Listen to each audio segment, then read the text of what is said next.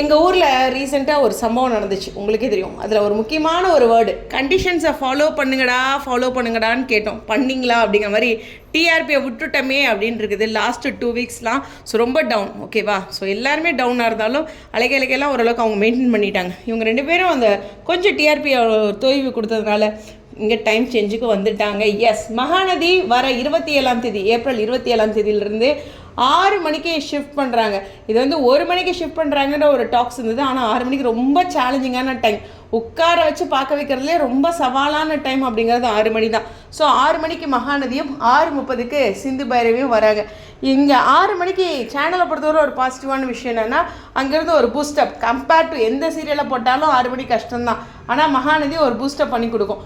அந்த ஒரு விஷயத்த சேனல் யூஸ் பண்ணியிருக்காங்க. ஏன்னா ஒரு டவுன் டைமில் இருக்காங்க.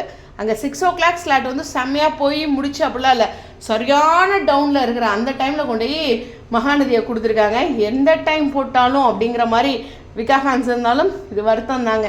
உண்மையாமே நம்ம ஒரு சீரியல் உசுறு குசுராக பார்க்கும்போது அதை தொடர்ந்து ஷிஃப்ட் பண்ணிகிட்டே இருக்காங்க அப்படிங்கிறது இருக்குது.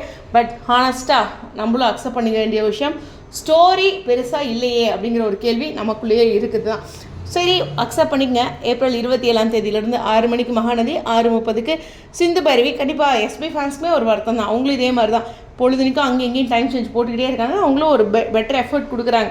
ஸோ வர 27ஆம் தேதி தாய்மாமன் 7 மணிக்கு வர்றதுனால இவங்க 2 ஷிஃப்ட் ஆகி 6 மணிக்கு மகாநதி, 6:30க்கு சிந்து பைரவி. இது ஓரளவுக்கு நியூஸ் கன்ஃபார்ம் ஆகிடுச்சு.